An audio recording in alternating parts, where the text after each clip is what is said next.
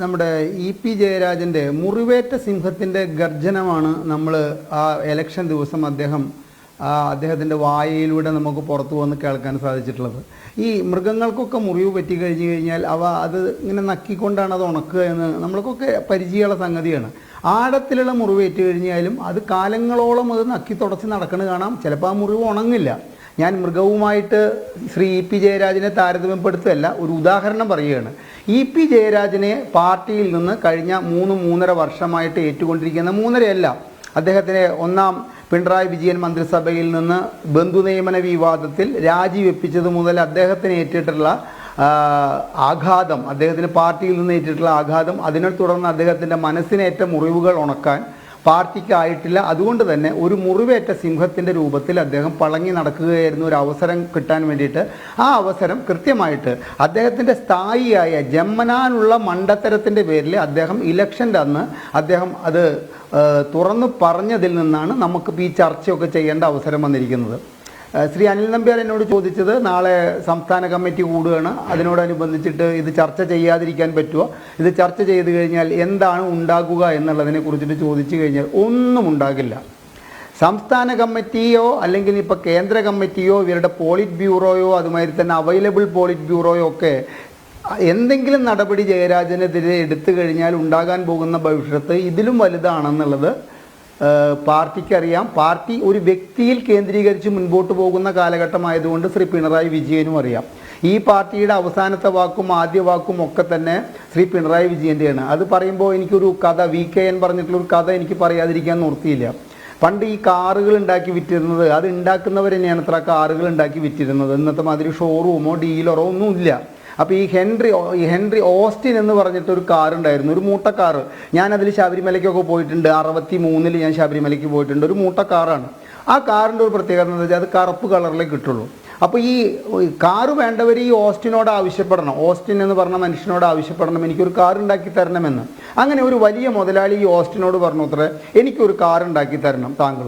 അദ്ദേഹം പറഞ്ഞു, വളരെ സന്തോഷം, താങ്കളെപ്പോലെ പ്രഗത്ഭനായ ഒരു കുത്തക മുതലാളിക്ക് ഒരു കാർ ഉണ്ടാക്കി തരുന്ന കാര്യത്തിൽ എനിക്ക് വളരെയധികം സന്തോഷമുണ്ട്. അപ്പോൾ ഈ മുതലാളി എന്ത് പറഞ്ഞു, പക്ഷെ അത് ഞാൻ പറയുന്ന നിറത്തിൽ ഉണ്ടാക്കി തരണം താങ്കൾ, എനിക്ക് അത് നിർബന്ധമുണ്ട് എന്ന് പറഞ്ഞു ഉത്തരം. അപ്പോൾ അത് പറഞ്ഞു, താങ്കളുടെ അവകാശമാണത്, അത് ഇന്ന കളറിൽ ഉണ്ടാക്കി തരണം എന്ന് പറയാനുള്ളത് താങ്കളുടെ അവകാശമാണ്. പക്ഷേ എനിക്ക് അതിലൊരു നിർബന്ധമുണ്ട്, താങ്കൾ ആ പറയാൻ പോകുന്ന നിറം കറുപ്പായിരിക്കണം എന്നുള്ളത് എനിക്ക് നിർബന്ധമുണ്ട് എന്ന് പറഞ്ഞു ഉത്തരം. ഇപ്പോൾ ഈ CPM-ലെ കഴിഞ്ഞ കാലത്തെ കുറേ കാര്യങ്ങൾ എടുത്തു കഴിഞ്ഞു കഴിഞ്ഞാൽ നമുക്ക് ഈ കഥയുമായിട്ട് സാമ്യം ചെയ്യാവുന്നതാണ്. ആർക്കും എന്തും പറയാം, ആർക്കും എന്തും പ്രവർത്തിക്കാം. പക്ഷേ അതിന് അന്തിമമായിട്ടുള്ളൊരു തീരുമാനവും അന്തിമമായിട്ട് ആ പറഞ്ഞത് ശരിയോ തെറ്റോ എന്നൊക്കെ തീരുമാനിക്കാനുള്ള അവകാശം ഒരു വ്യക്തിയിൽ കേന്ദ്രീകരിച്ചുകൊണ്ട് മുൻപോട്ട് പോകുന്ന ഈ കാലഘട്ടത്തിൽ എനിക്ക് തോന്നുന്നില്ല നാളെ ഈ സംസ്ഥാന കമ്മിറ്റിയിലെ ഇവരുടെ ഈ സ്ഥിരമായിട്ടില്ലേ പരസ്യശാസന, രഹസ്യശാസന തുടങ്ങിയിട്ടുള്ള കാര്യങ്ങളൊക്കെ, അതിനും ഈ പരസ്യശാസനയുടെ കാര്യത്തിലും VKN 1-2 കഥകൾ എഴുതിയിട്ടുണ്ട്. അമ്മാമൻ മരുമകനെ നാക്കല വെച്ച് ഊണ് കഴിക്കുമ്പോൾ അമ്മാമനെ ആൽത്തറയിലിരുന്ന് വിമർശിച്ചതിനെ പരസ്യശാസന നൽകുന്ന കഥകളും VKN നമ്മൾ ഹാസ്യരൂപത്തിൽ, എനിക്ക് തോന്നുന്നു ഇവരെ ഉദ്ദേശിച്ചിട്ടായിരിക്കും എഴുതിയിരിക്കുന്നത്. അങ്ങനെ വല്ല ശാസനയിൽ ഒതുങ്ങുക എന്നല്ലാതെ ഈ ഇ.പി. ജയരാജനെതിരായിട്ട് ഒരു കടുത്ത നടപടി എടുക്കുമെന്ന് എനിക്ക് തോന്നുന്നില്ല. പക്ഷേ പാർട്ടിയിൽ ഇ.പി. ജയരാജൻ എന്ന് പറയുന്ന വ്യക്തി കൂടുതൽ ഒതുക്കപ്പെടാനുള്ള സാധ്യത ഈ സംഭവത്തോട് കൂടിയിട്ട് ഉണ്ടായിട്ടുണ്ട് എന്നുള്ളത് നമ്മൾ മനസ്സിലാക്കാൻ വേണ്ടിയിട്ട്. ഇ.പി. ജയരാജൻ ഒന്നാം പിണറായി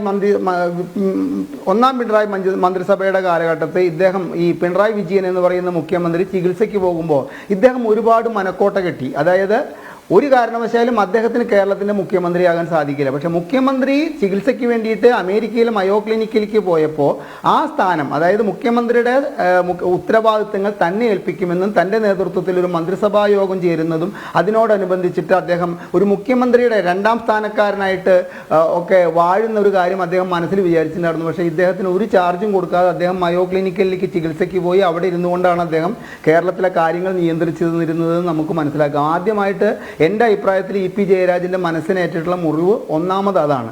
രണ്ടാമത് ബന്ധുനിയമന വിവാദത്തിൽ വളരെ തിടുക്കപ്പെട്ട് അദ്ദേഹത്തെ കൊണ്ട് രാജിവെപ്പിച്ചു. അത് കോടതിയെ കൊണ്ട് പറയിപ്പിച്ചിട്ട് അദ്ദേഹത്തെ തിരിച്ചെടുക്കേണ്ട ഒരു അവസരം ഉണ്ടാക്കിയെങ്കിലും അദ്ദേഹത്തിൻ്റെ മനസ്സിനേറ്റ മുറിവ് അങ്ങേയറ്റം വലുതാണ്. കാരണം പി.കെ. ശ്രീമതി അവരുടെ മരുമകളെ അവരുടെ കുശിനിക്കാരുത്തിയായി കയറ്റിയതിന് ശേഷം അവരുടെ പേഴ്സണൽ സ്റ്റാഫിൽ കയറ്റിയിട്ടുള്ള സംഭവങ്ങളൊക്കെ ഉണ്ടായിട്ടുണ്ട്. അവർക്കൊന്നുമെതിരെ യാതൊരു നടപടിയും ഉണ്ടായിട്ടില്ല. അതുമാതിരി തന്നെ KT ജലീലിൻ്റെ കാര്യത്തിൽ എന്താ ഉണ്ടായത്? കോടതി ചോദിക്കേണ്ടി വന്നു.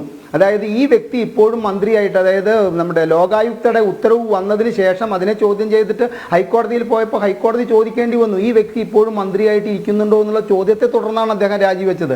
അത്തരത്തിലുള്ള ഒരു ആനുകൂല്യം കൊടുക്കാതെ EP ജയരാജൻ എന്ന് പറയുന്ന വ്യക്തിയോട് രാജിവെക്കാൻ പറഞ്ഞു. അദ്ദേഹം അത് കഴിഞ്ഞിട്ട് എന്താ, മറ്റേ റിസോർട്ട് വിവാദം, ആ റിസോർട്ട് വിവാദവും അദ്ദേഹത്തിനെ സംബന്ധിച്ചിടത്തോളം അങ്ങേയറ്റം മാനഹാനി വരുത്തി വെച്ചു. ഭാര്യയ്ക്ക് കിട്ടിയ ജോലിയിൽ നിന്നും വിരമിക്കുമ്പോൾ കിട്ടിയ തുക കൊണ്ടാണ് ഞങ്ങളുടെ ആ വൈദേഹ റിസോർട്ടിൽ ഞങ്ങളുടെ ഷെയർ എടുത്തത് എന്നുള്ള ഒരു ആനമണ്ഡലത്തിനെ വിളിച്ചു പറയേണ്ട അവസ്ഥയിലേക്ക് അദ്ദേഹത്തിനെ എത്തിച്ചതും പാർട്ടിയിൽപ്പെട്ടവർ തന്നെയാണ്. കാരണം ആ ആരോപണം ഉന്നയിച്ചത് മറ്റൊരു ജയരാജനായിരുന്നു പാർട്ടിയിലെന്ന് പറയുന്നു. നിങ്ങൾ മാധ്യമങ്ങൾ മറ്റേ ജയരാജനെ, P ജയരാജനെ വളഞ്ഞു വെച്ച് ചോദിച്ചിട്ടും ഞാൻ അത്തരത്തിലൊരു ആരോപണം ഉന്നയിച്ചിട്ടില്ല എന്ന് അദ്ദേഹം പറഞ്ഞിട്ടില്ല. അദ്ദേഹം ഭംഗിയായിട്ട് അതിൽ നിന്ന് വഴിക്ക് പോവുകയാണ്. അപ്പോൾ മുറിവേറ്റ ഒരു സിംഹമാണ് ഈ EP ജയരാജൻ എന്നുള്ളതിൻ്റെ അവസാനത്തെ ഉദാഹരണമാണ്. അദ്ദേഹം പാർട്ടി സെക്രട്ടറി ആവാൻ എന്തുകൊണ്ട് യോഗ്യനായിട്ടൊരു വ്യക്തിയായിരുന്നു EP ജയരാജൻ? എന്തുകൊണ്ട് അദ്ദേഹത്തിന് ആ സ്ഥാനം കൊടുക്കാതെ ആ സ്ഥാനം നമ്മുടെ മാഷക്ക് കൊടുത്തുകൊണ്ട് പിന്നെയും അദ്ദേഹത്തിൻ്റെ മുറിവിലേക്ക് ആഴത്തിലുള്ള വ്രണങ്ങൾ ഉണ്ടാക്കത്തക്ക തോതിലുള്ള വിഷയങ്ങളാണ് കേരളത്തിൽ നടന്നത്. അപ്പോൾ ഇതൊക്കെ ഒരു അവസരം കിട്ടാൻ വേണ്ടിയിട്ട് പാത്തുപതുങ്ങി നടന്ന EP ജയരാജന് കിട്ടിയ വലിയൊരു അവസരമായിരുന്നു എന്ത്, ഇപ്പം ഈ വിളിച്ചു പറയലും.